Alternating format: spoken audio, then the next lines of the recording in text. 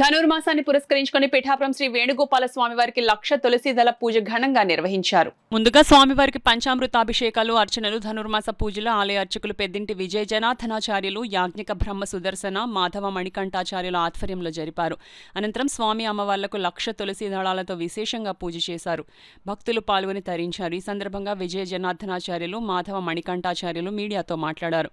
కార్యక్రమంలో ఈవో ధనలక్ష్మి, కాలనాథ భట్ల, సుబ్రహ్మణ్య శర్మ దంపతులు, వింజరపు జనార్దన్, గాలి బలరాం, చెరుకుపల్లి శ్రీనివాస్, పైండ రమాభాస్కర్రావు తదితరులు పాల్గొన్నారు. భక్తి శ్రద్ధలతో వేద మంత్రాల మధ్య 1,00,000 తులసి పూజా కార్యక్రమం నిర్వహించుకోవడం జరిగింది.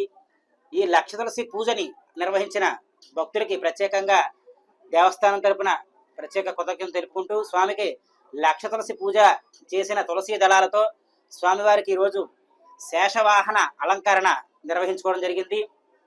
ఈ క్రమంలో ఉదయం నుంచి కూడా తలు వేద మంత్రాలతో విశ్వక్షాన పూజ, పుణ్యాహవాచనం, మండపారాధన, తర్వాత పంచామృత స్నపన మండపారాధన, కుంభ పూజ తదితర వేద మంత్రాలతో స్వామికి విశేషంగా పంచామృతాభిషేకం నిర్వహించి అనంతరం చందన అలంకరణ కూడా నిర్వహించి పంచామృతాభిషేకం జరిపించడం జరిగింది. అనంతరం స్వామికి విశేష అలంకరణ, అదేవిధంగా సుదర్శనం మాధవ మణికంఠాచార్యులు గారి పర్యవేక్షణలో సుమారు 15 మంది ఋత్వికులతో స్వామికి 1,00,000 తులసి పూజా కార్యక్రమం ప్రారంభించుకోవడం జరిగింది. 1,00,000 తులసి పూజా కార్యక్రమం అనంతరం పూర్ణాహుతి, అలాగే శాంతి కళ్యాణం కూడా సుదర్శనం మాధవ మణికంఠాచార్య గారి ఆధ్వర్యంలో ఈ వేదకృతువులన్నీ కూడా జరిగాయి.